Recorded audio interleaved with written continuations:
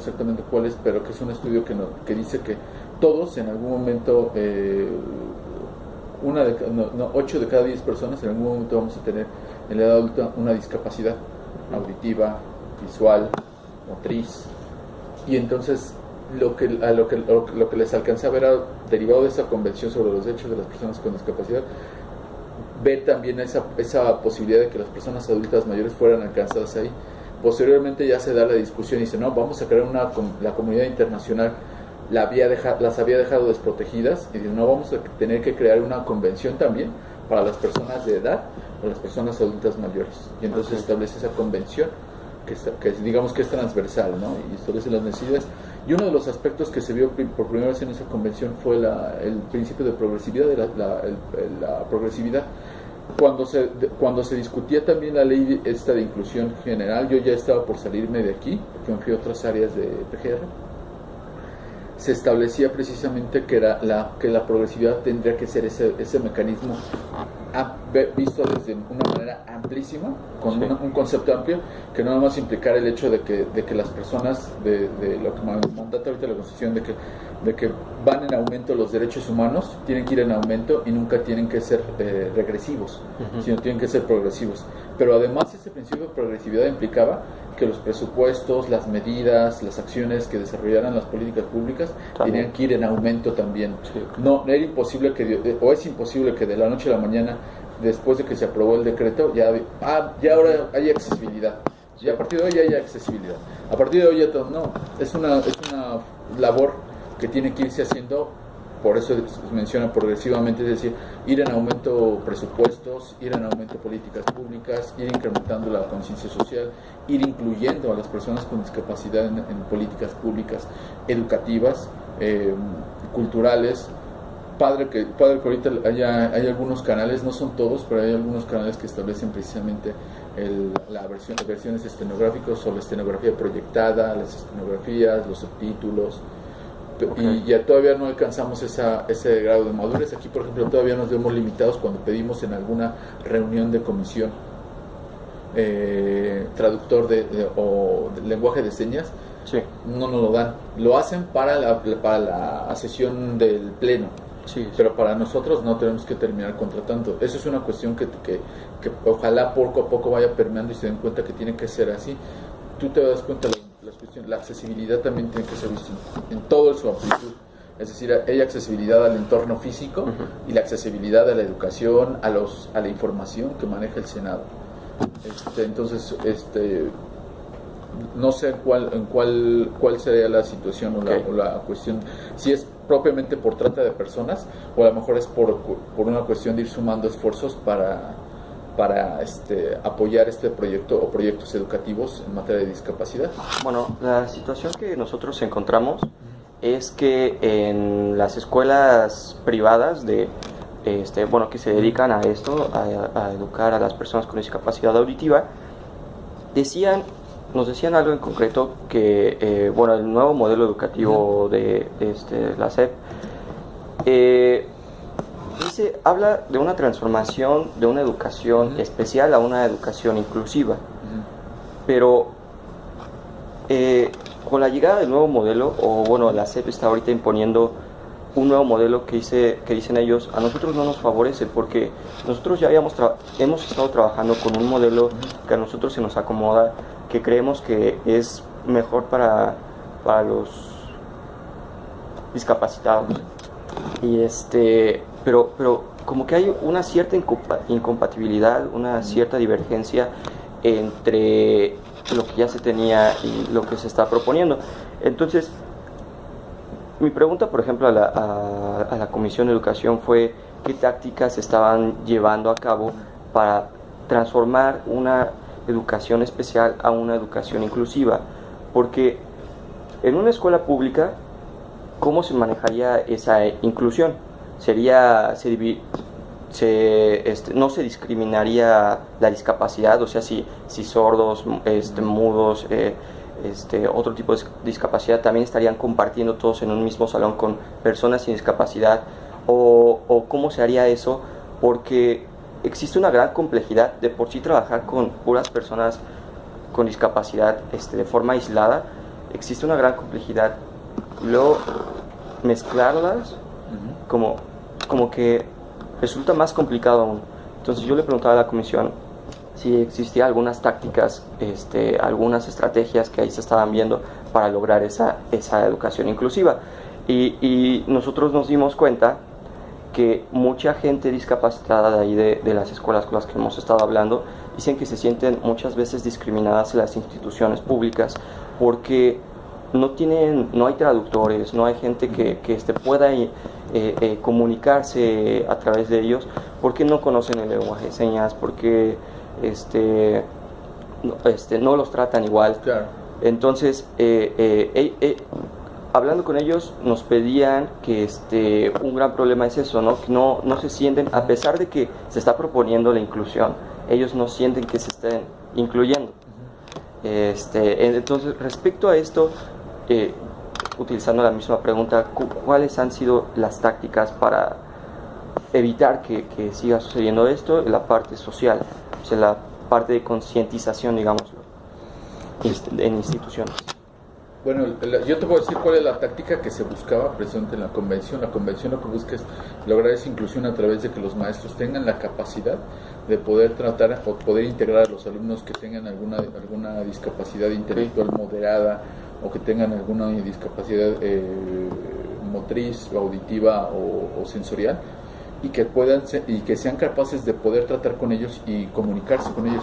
O sea, el aspecto primordial es la comunicación, que es la que se rompe por motivo de la discapacidad. Esa es la idea, esa es principalmente la idea de la convención. Lo que busca es eso. Okay. Y que las personas que estén incluidas, dicen, ya incluso había como el proyecto, la situación de la educación especial, y la educación especial no nada más era para personas con discapacidad, sí, claro, sino era para personas que tuviesen un grado mayor intelectual, que tuvieran un coeficiente intelectual que digamos arriba del promedio, y que les permitiera a ellos explotar ese potencial a través de ciertas estrategias con personas especializadas sobre ese tema. Lo ideal sería, efectivamente, como tú dices, traerse todos los alumnos, o que hubiera profesores que tuvieran la capacidad para tener y paciencia para incorporar a los alumnos que tuvieran algún tipo de discapacidad. Y dice la convención, y a las personas que no tienen esa posibilidad de tener esa comprensión o ese alcance por una cuestión de una discapacidad intelectual profunda, entonces alcancen el máximo desarrollo posible como persona. Es decir, no sé, un ejemplo, quizá haya personas haya alguien que tiene una discapacidad intelectual que ya no le alcance para ir su intelecto se le dificulte mucho ir a la universidad, o ser físico, matemático, pero si quizá ella logre desarrollarse a través de un oficio, pero un oficio en el cual ella esté convencida y esté a gusto, no sé, fotografía, es decir, lo que busca la convención es que ellos alcancen el máximo desarrollo. Yo siempre les digo a mis alumnos, ¿cuál es el objeto de los derechos humanos? Nada más tener derecho, tener obligación. Entonces yo les comento, discernimos y terminamos viendo que es para que el ser humano sea feliz a través de encontrar el máximo de desarrollo de su potencial, es decir, que él se sienta óptimo en su sociedad. Y a lo mejor él se va a sentir óptimo en la sociedad de una persona con discapacidad intelectual en el momento en el que se sienta útil, en el que se sienta que se desarrolla en lo que le gusta y en lo que puede y en lo que alcanza esta educación. Eso es lo que buscaba o lo que buscábamos o se busca en la convención. Entiendo que hay ciertas limitaciones. Por ejemplo, ahorita el problema está en que transversalmente se da como el nuevo modelo educativo, ¿no? Ya ahora vamos a memorizar, y ahora y yo no sé, me parece que la memoria es una parte fundamental del aprendizaje. La memoria desde antaño ya la tocaba Sócrates como si un elemento fundamental del aprendizaje. Pues, ¿cómo vamos a aprender si no es a través de la memoria, a través de memorizar cosas, razonarlas, pero siempre memorizando? O sea, nosotros ya memorizamos hasta las cosas más simples. Si yo pongo la mano al fuego me voy a quemar. Eso es memoria. Si yo nada más yo razono a partir de esas conjeturas y empiezo a memorizar, bueno, y si yo pongo esto también se va a quemar. Eso es decir, cuando nos falta eso, cuando empezamos con este modelo que dice que ya no memoricemos, pues no sé cómo le vamos a hacer para no memorizar, si parte de ese aprendizaje es la memoria, es un elemento fundamental. Entonces lo que se busca, o lo que buscaba el proyecto, la convención es que todas las personas estén incluidas digamos, en el máximo posible, estén incluidas en el modelo educativo o en las escuelas regulares, con discapacidad intelectual moderada, síndrome de Down, algún cierto retraso, pero que los profesores sean lo suficientemente capaces, a través de cierta capacitación que les tendremos que dar alterno, yo creo que ahorita al nuevo modelo educativo que se está planteando, para que ellos los puedan tratar igual y entiendan alguna serie de lineamientos, como cuáles ajustes razonables. Se ha dado caso, por ejemplo, en un chico que tenía cierto grado de autismo, recuerdo, pero que utilizaba a una persona que no era su sombra, las personas sombra, era como una persona que le ayudaba a entender los ejercicios. Y creo que era de Aguascalientes, y le prohibieron, de una universidad, te podría tener bien el dato porque es un compañero de aquí del Senado, y le prohibieron que subiera a esa persona que le ayudaba, a sabiendas de que lo que necesitaba era tener una persona, alguien que le dijera, mira, te está pidiendo esto. Y entonces, ¿qué era eso? No es otra cosa sino un ajuste razonable, en donde él necesitaba, para mejor comprensión, a otra persona que le explicara lo que el maestro, o contestara lo que en realidad necesitaba la pregunta. Y los maestros lo ven como muy estricto y dicen, no te puedo dar este ajuste razonable, no puedo hacer esto.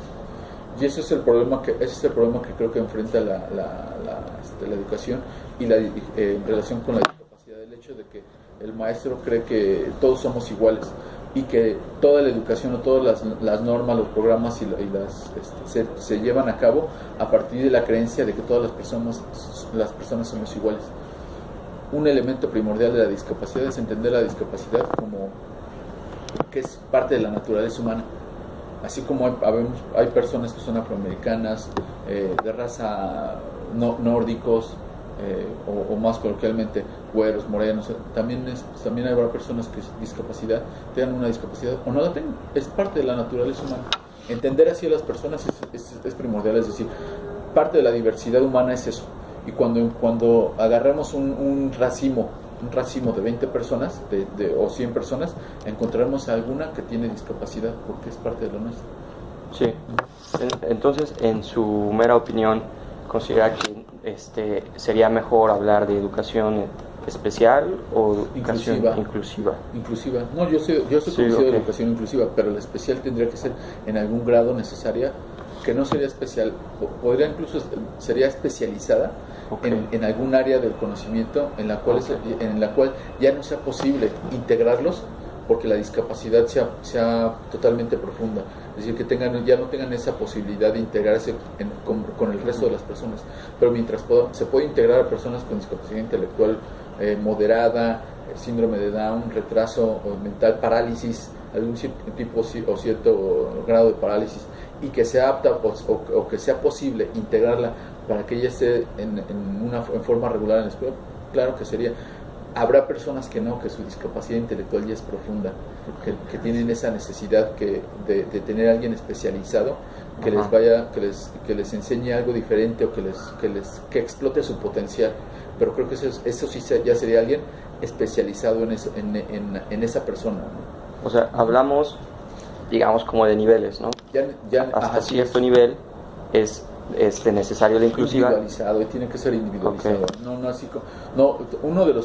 Otro de los aspectos es que no se que anteriormente no individualizaban las normas. Por ejemplo, en un juicio de interdicción no individualizaban las normas, y entonces las normas no permitían esa individualización, y tiene una discapacidad intelectual moderada, y la persona a lo mejor tiene un síndrome de Down, y su intelecto le alcanza para dirimir lo que es bueno y lo que es malo, para aprender un oficio, pero lo someten a juicios de interdicción, y entonces lo que hace, o anteriormente, las normas anteriores lo sometían a juicios de interdicción, y les quitaban todo, y los ponían en interdicción, o los sometían a interdicción lisa y llanamente.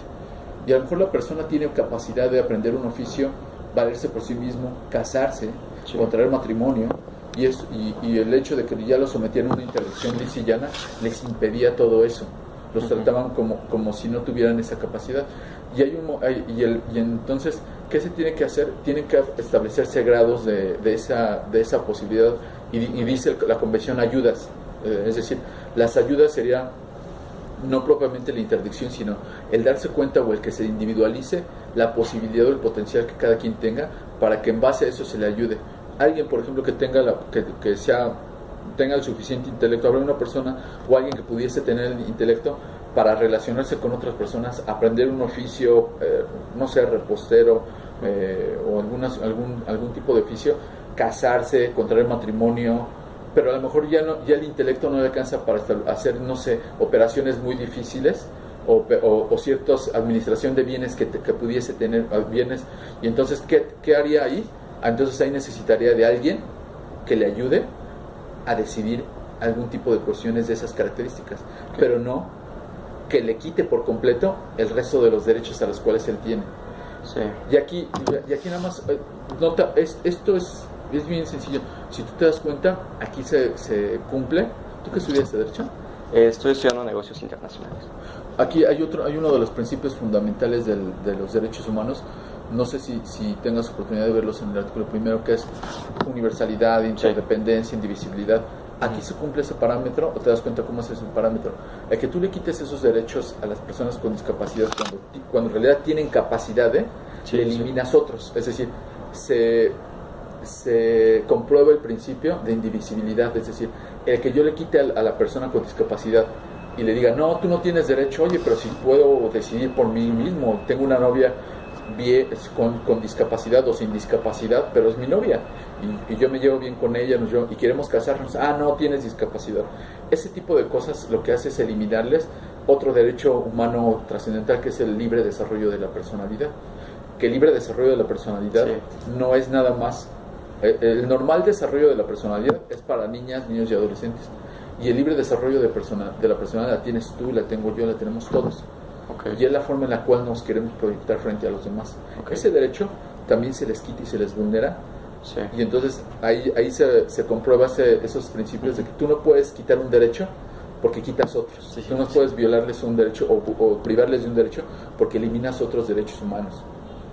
Entonces, lo ideal sería, o la convención lo que buscaba era establecer esos modelos, y que hay personas que quizá por una cuestión ya física o de discapacidad no puedan estar a la par con los demás, con las demás personas, pero esa debería ser la excepción a la regla. Y si tú te fijas, el anterior modelo era todas las personas con discapacidad tenían que estar aparte en los campos. En los campos. Esa era la regla general. ¿Cuál sería ahora la regla general?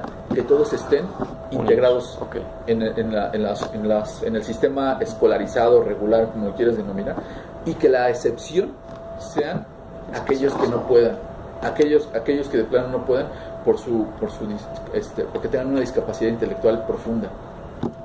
Sí, bueno, contrastando eso un poquito, también nos comentaban que cuando van a pedir trabajo, muchas veces les dan el trabajo prácticamente por necesidad, bueno, como obligación, e inclusive les han dicho, yo te contrato porque la ley me dice que tengo que aceptarte, pero el trabajo que les dejan es como las obras, ¿no?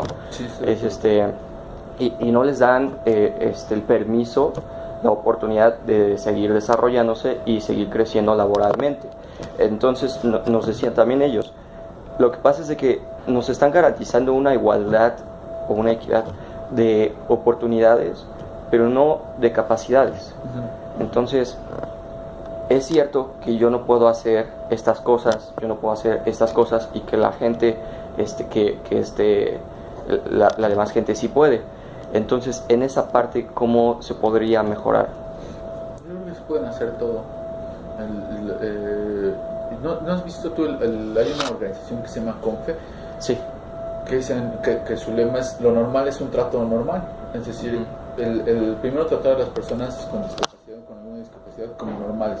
Entender sus problemáticas o entender la discapacidad que tengan y que pudiesen tener o tienen una limitación. Pero a partir de ahí, de ese entendimiento, también no quitarles el potencial, o mejor dicho, mejor subestimarlos y no sobreestimarlos. Es decir, mejor sobreestimarlos, perdón. Es decir, pensar que son más o que tienen el potencial que todos, y no subestimarlos. No, tú no puedes, porque déjalo que te lo demuestre. A lo mejor no te lo demuestra, ponlo en circunstancias de igualdad y que te lo demuestre. ¿Qué le va a implicar eso? Que él entienda o que la persona con discapacidad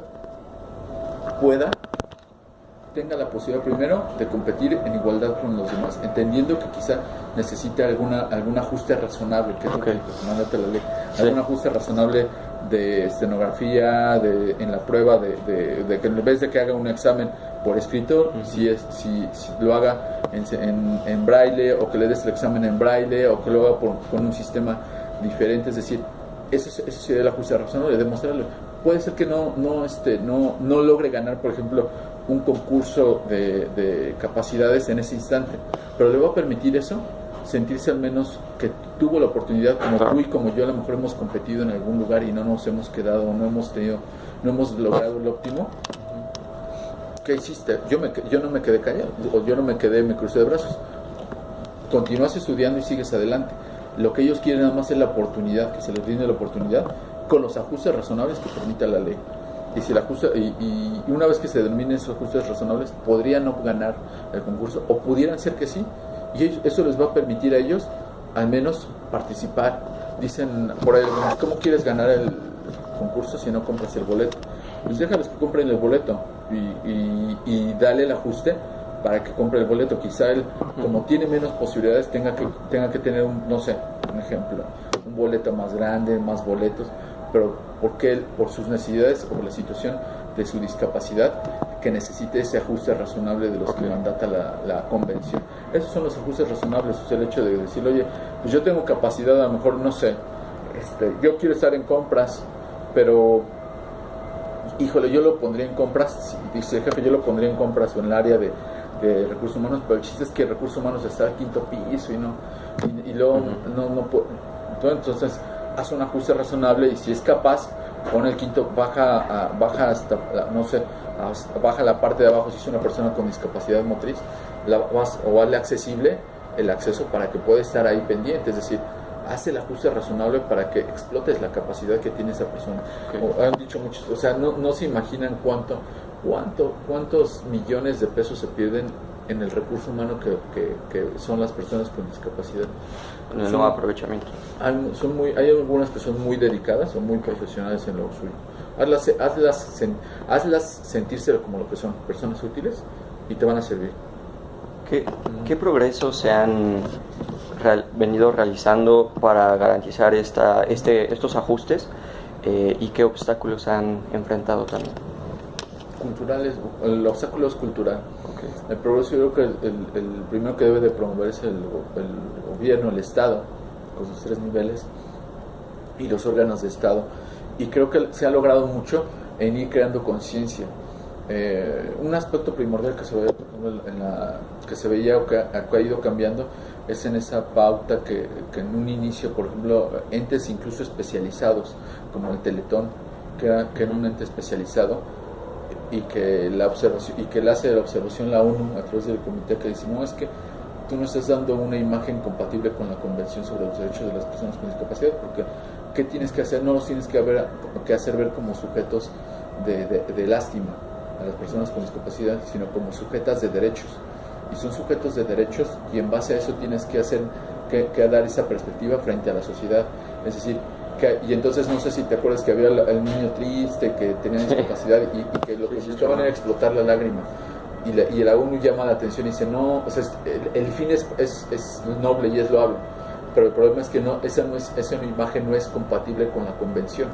Lo que tienes que hacer es hacerlos ver como personas con capacidad, que pueden ser aptas o más capaces que las personas que no tienen una discapacidad, y entonces ya cambia todo el esquema del Teletón, y empieza a sacar a deportistas de renombre, personas que tienen una discapacidad como escritores, y empieza a ver el potencial que tienen las personas con discapacidad, y que nosotros como sociedad, al segregarlos, al discriminarlos o al hacerlos a un lado, lo que estamos haciendo es desperdiciar el potencial humano y laboral, en el ámbito laboral o deportivo, que tienen las personas con discapacidad.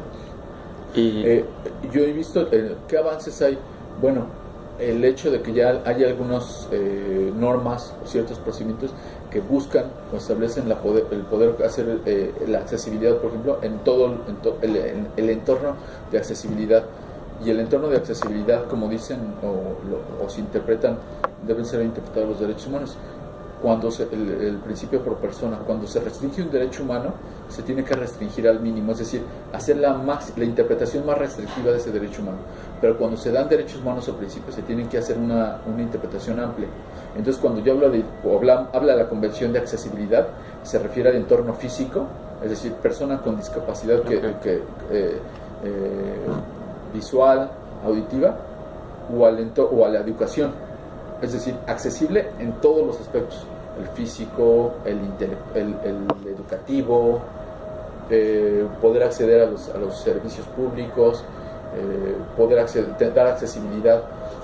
Entendemos, por ejemplo, que efectivamente no se puede dar por decreto este tipo de derechos, pero sí tienen que irse paulatinamente a partir de la convención, irse dando, es decir, construcciones nuevas que vayan edificándose, a partir de ese momento tienen que ser accesibles.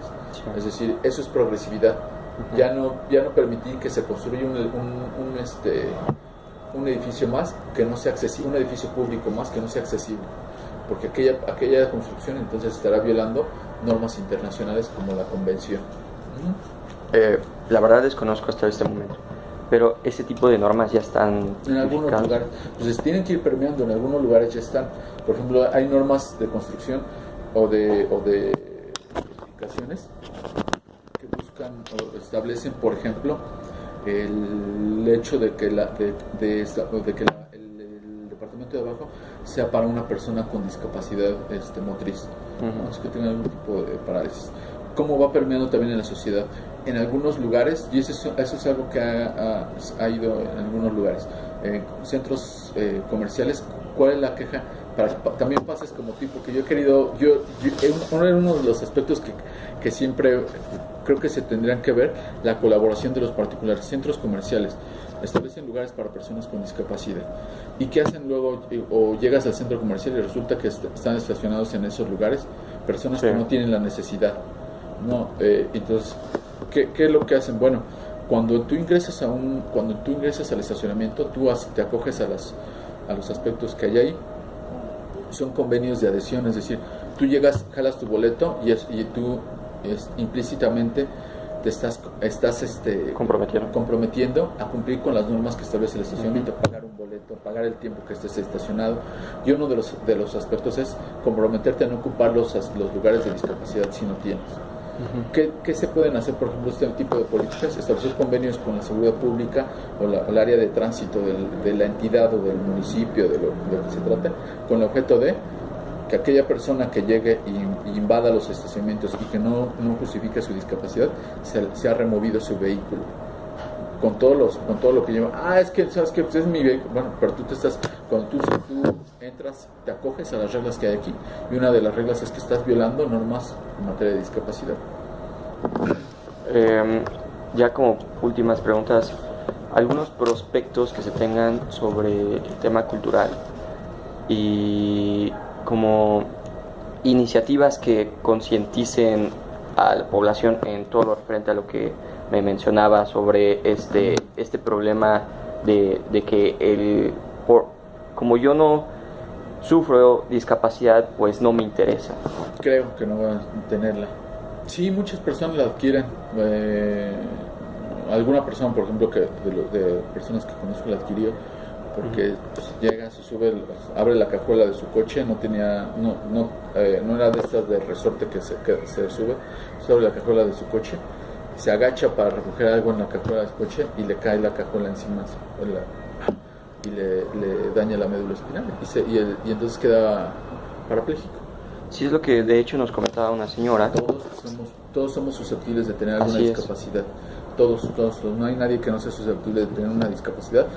La prueba está en que el estudio que te digo, que si tú gustas, déjame buscarlo, que establecía precisamente que en algún momento de nuestra vida vamos a vivir con una discapacidad, por ejemplo, por la edad avanzada, discapacidad visual, auditiva, motriz, y eso es real.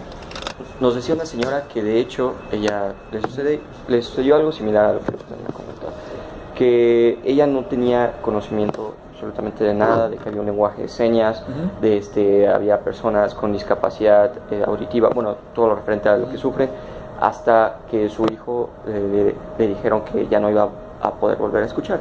Entonces nos dice, el problema es de que los problemas, al no ser nuestros, pues no pensamos en ello, no tomamos en cuenta todo lo que está detrás de todo ese problema. Y en ese sentido, no hay empatía. Sí, exacto, no hay empatía. ¿Cómo podríamos lograr empatía de la sociedad? Yo creo que haciendo conciencia a través de los programas sociales, a través de programas de concientización. Teletón ayuda, sí, yo creo que ayuda mucho. Lo que ayudaría también es a saber las causas. No todas las personas, no todos empezaron con una discapacidad desde su nacimiento, muchos las fueron adquiriendo. Entonces, a dar a conocer las causas a través de este tipo de programas, el Teletón, a veces Fundación Azteca. ¿Cuál es la problemática que viene detrás?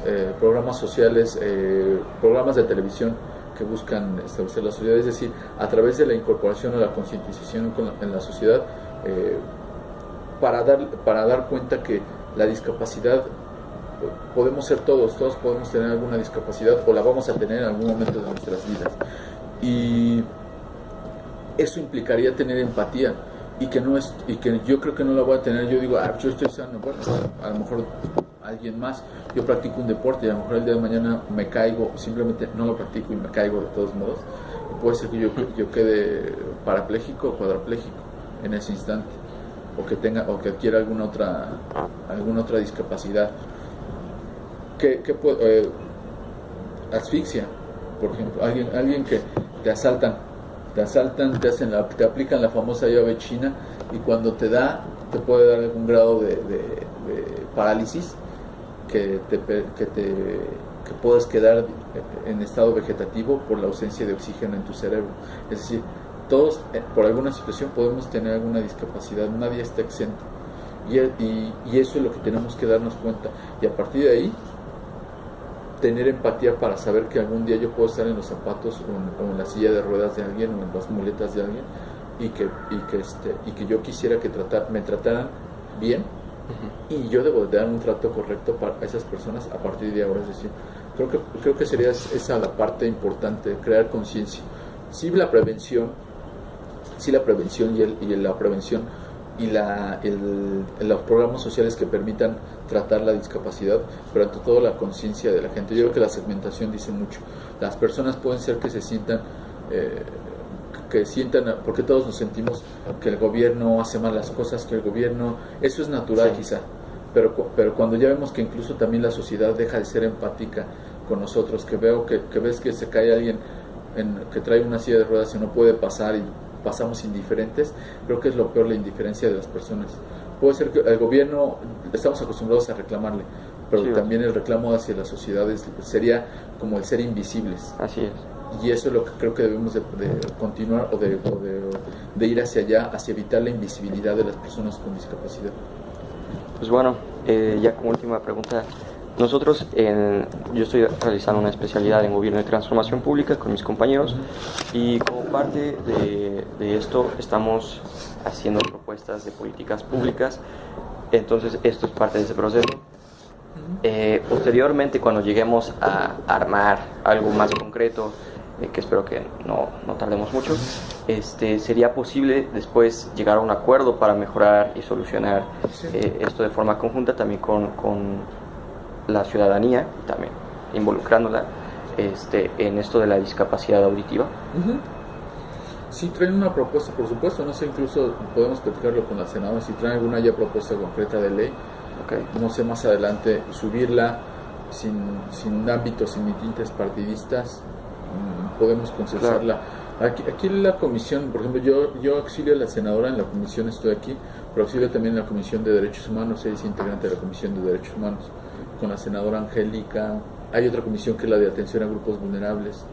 No sé si ya fuiste al CONADIS también. No, estaba a punto de ir la siguiente semana. Entonces en el CONADIS también hay personas que nos pueden apoyar.